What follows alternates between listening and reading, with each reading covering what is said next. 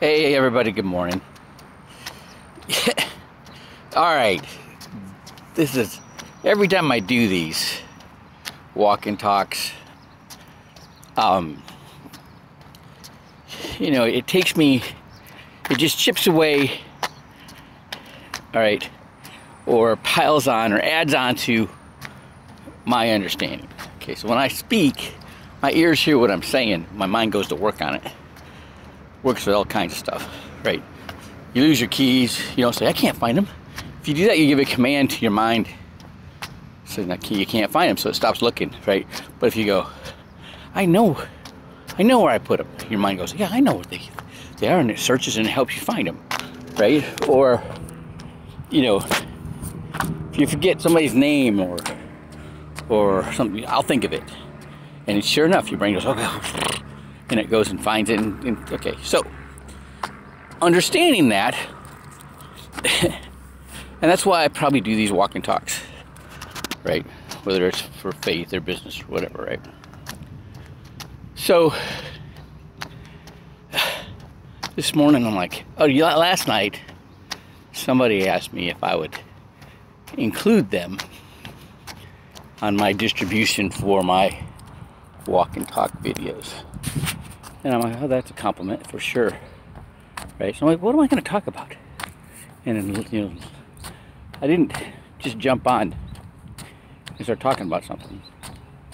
I did my workout, my run, and ate my breakfast, had my coffee, right? And it occurred to me that the reason we do what we do, right? I got somebody, this is a really good friend of mine, good Christian guy, right? But he's got that, we're in the New Testament now. we don't follow the law, right? And he's not realizing what he's saying, because he doesn't know the difference between the letter of the law and the spirit of the law. Okay, which, like, what is that, right? Well, when you translate the 613 laws of Moses to Hebrew and see what it says, it's like, whoa. And it's all about God pouring himself into us, right? And so we have God's DNA in us. It's like we have a receiver or a receiver transmitter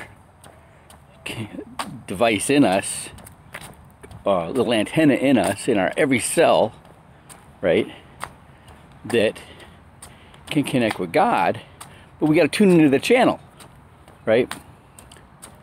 We got to know what we're hearing. We got to recognize the frequency, okay? So when you think about the temple process, right? Very first thing, the altar of sacrifice.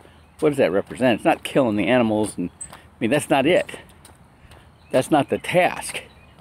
The task is,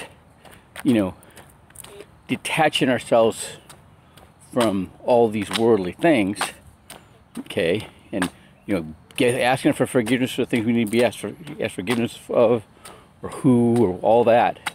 Okay, we have to get that off of us. Okay, because it's what it does. It causes a fear. Fear blocks things, right? Puts you in beta mode, and then you only can do anything with what you already know, and that got you where you are. Okay.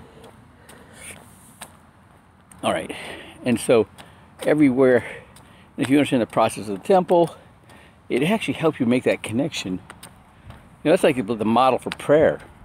Now that I think about it, okay, and so you ask for forgiveness, and you go to the brazen laver, and you're looking at your reflection, and you're like, okay, you're making sure you got it all together, right? It's your accountability. And then you go to the table of showbread, you read, okay? Then you go to the altar of incense, okay, which is your prayer, meditation, intercession, right? But it's also like mission planning, right?